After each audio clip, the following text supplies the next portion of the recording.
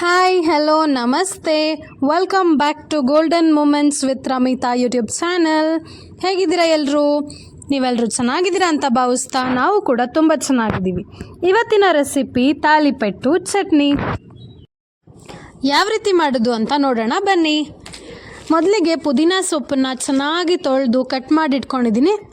ಜೊತೆಯಲ್ಲಿ 3-4 ಈರುಳ್ಳಿ ಹೆಚ್ಚಿಟ್ಕೊಂಡಿದ್ದೀನಿ ಚಿಕ್ಕದಾಗಿ.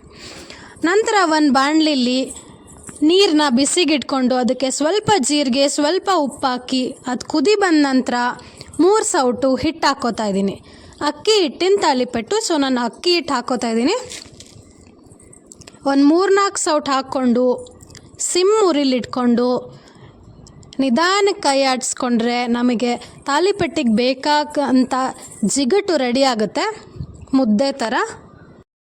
ನಂತರ ಗ್ಯಾಸ್ ಆಫ್ ಮಾಡಿಕೊಂಡು ಮೇಲೆ ಮತ್ತೆ ನಮಗೆ ಎಷ್ಟು ಬೇಕೋ ಅಷ್ಟು ಅಕ್ಕಿ ಹಿಟ್ಟು ಹಾಕ್ಕೊಂಡು ಮತ್ತೊಂದು 3 ಸೌಟು 4 ಸೌಟು ಎಷ್ಟು ಜಿಗಟ್ ಮಾಡ್ಕೊಂಡಿರ್ತೀವಿ ಅಷ್ಟೇ ಮತ್ತೆ ಮೇಲೆ ಅಕ್ಕಿ ಹಿಟ್ಟು ಹಾಕ್ಕೊಂಡು ಸೊಪ್ಪು ಈರುಳ್ಳಿ ಹಾಕ್ಕೊಂಡು ಸಾಂಬಾರು ಪುಡಿ, ಅರಿಶಿನ ಪುಡಿ ಹಾಕ್ಕೊಂಡು ಚೆನ್ನಾಗಿ ನಾದ್ಕೊಂಡ್ರೆ ಸ್ವಲ್ಪನೇ ನೀರು ಚಿಮುಕ್ಸ್ಕೊತಾ ನಾದ್ಕೋಬೇಕು. ಚೆನ್ನಾಗಿ ನಾದ್ಕೊಂಡ್ರೆ ನಮಗೆ ಹಿಟ್ಟು ರೆಡಿ ಆಗುತ್ತೆ.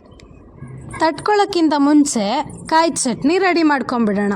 ತೆಂಗಿನಕಾಯಿ, ಕಡಲೆ, ಬೆಳ್ಳುಳ್ಳಿ, ಉಪ್ಪು, ಜೀರಿಗೆ, ಶುಂಠಿ, ಸುಟ್ಕೊಂಡಿರೋ ಅಂಥ ಒಂದು 6-7 ಮೆಣಸಿನ್ಕಾಯಿ, ಹಸಿಮೆಣಸಿನ್ಕಾಯಿ, ಕೊತ್ತಂಬರಿ, ಕರಿಬೇವು ಇದಿಷ್ಟನ್ನು ಹಾಕ್ಕೊಂಡು ಚೆನ್ನಾಗಿ ರುಬ್ಕೊಂಡ್ರೆ ನಮಗೆ ತೆಂಗಿನಕಾಯಿ ಚಟ್ನಿ ರೆಡಿ.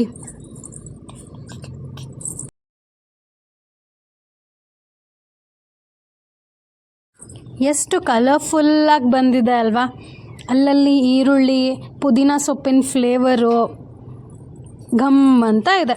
ಈಗ ಒಂದು ಪ್ಲಾಸ್ಟಿಕ್ ಶೀಟ್ ಮೇಲೆ ಎಣ್ಣೆ ಹಚ್ಕೊಂಡು, ಕೈಗೂ ಚೆನ್ನಾಗಿ ಎಣ್ಣೆ ಹಚ್ಕೊಂಡು ರೌಂಡಾಗಿ ಉಳ್ಳಿ ಮಾಡಿಕೊಂಡು ಈ ರೀತಿ ತಟ್ಕೊಂಡ್ರೆ ತಾಲಿಪೆಟ್ಟು ರೆಡಿ ಆಗುತ್ತೆ. ಇದನ್ನು ಮೀಡಿಯಮ್ ಫ್ಲೇಮಲ್ಲಿ, ಇದು ಸ್ವಲ್ಪ ನಿಧಾನ ಬೇಯೋದು, ಸೊ ಮೀಡಿಯಮ್ ಫ್ಲೇಮಲ್ಲಿ ಚೆನ್ನಾಗಿ 2 ಸೈಡು ರೋಸ್ಟ್ ಆಗೋ ತನಕ ಬೇಯಿಸ್ಕೊಂಡ್ರೆ ನಮ್ಮ ಬಿಸಿ ಆದಂತಹ ರುಚಿಯಾದ ತಾಲಿಪೆಟ್ಟು ಚಟ್ನಿ ಸವಿಯಲು ಸಿದ್ಧ. ನಮ್ಮ ಮನೇಲಂತೂ ಇದು ಎಲ್ರಿಗೂ ಫೇವ್ರೆಟ್ ಡಿಶ್ ಅಂತಲೇ ಹೇಳ್ಬೋದು. ನೋಡಿದ್ರಲ್ಲ ಎಷ್ಟು ಚೆನ್ನಾಗಿ ಬಂದಿದೆ ಅಂತ. ರುಚಿ ಕೂಡ ತುಂಬಾ ಚೆನ್ನಾಗಿತ್ತು.